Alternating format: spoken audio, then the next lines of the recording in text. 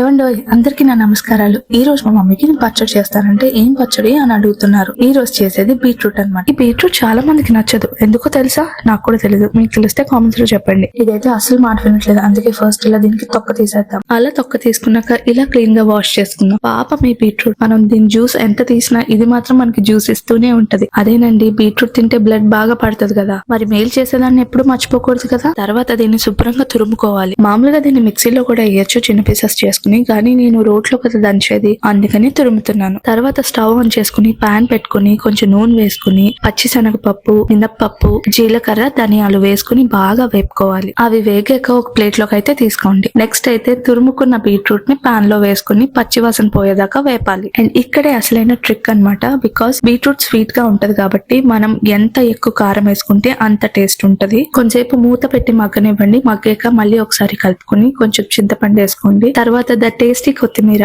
ఏమనుకోకండి మా మమ్మీకి చేతిలే చాక్ అన్నమాట, అందుకే అలా నలిపి నలిపి వేస్తున్నారు. వేసుకున్నాక కొత్తిమీర కూడా బాగా మగ్గనివ్వండి. అసలు ఇంత కొత్తిమీర వేసాము, అసలు మగ్గాక కొత్తిమీర అంతా ఏమైపోయిందో అనుకున్నా నేనైతే. తర్వాత స్టవ్ ఆఫ్ చేసి ఆ మిక్చర్ అంతా చల్లారబెట్టుకోవాలి. చల్లారబెట్టుకోమన్నాను కదా అని చెప్పి ఉఫు ఉఫు అని ఊదద్దు, ఫ్యాన్ కింద పెట్టండి తీసుకెళ్లి. తర్వాత రోట్లోని 2 వెల్లుల్లి రెప్పలు, కొంచెం జీలకర్ర, తగినంత ఉప్పు అండ్ ఇందాక వేపుకొని పెట్టుకున్న పోపుని వేసి బాగా దంచుకోవాలి. తర్వాత చల్లారి పెట్టుకున్న బీట్రూట్ మిక్చర్ ని కూడా అందులో వేసి బాగా దంచాలి. బాగా దంచుకున్నాక ఇలాగైతే ఉంటది. ఆగండి ఇంకా అయిపోలేదు. మళ్ళీ కడాయిలో నూనె పెట్టుకుని పోపు దినుసులు అన్ని వేసి అవి కూడా బాగా వేపుకుని ఇప్పుడు ఈ రోట్లో దంచిన బీట్రూట్ ముద్దను తీసుకుని ఆ పోపులో వేయాలి. అమ్మయ్య, ఇప్పుడండి పచ్చడి పూర్తయింది. నీట్ గా బౌల్లోకి అయితే తీసుకుని ప్లేట్ లో వేడివేడి అన్నం పెట్టుకుని కాసంత పప్పు నూనె వేసుకుని ఒక స్పూన్ పచ్చడి వేసుకుని అలా కలుపుకుంటే అబ్బా, అన్నం అయితే కాలిపోతుంది. అలా కలుపుకుని ఇలా నోట్లో ముద్ద పెట్టుకుంటే భలే ఉందండి, కారం కారంగా. ఇంకెంతసేపు కలిపిందో చూస్తారు. మీరు కూడా వెళ్ళి ట్రై చేసేసి ఎలా వచ్చిందో కామెంట్స్ లో చెప్పేయండి. మరి తెలుసు కదా, వీడియో నచ్చితే లైక్ చేయండి, షేర్ చేయండి, కామెంట్ చేయడం మర్చిపోకండి అండ్ సబ్స్క్రైబ్ కూడా. సరే మరి వెళ్ళొస్తాను, మళ్ళీ రేపు కలుద్దాం. ఉంటాను మరి.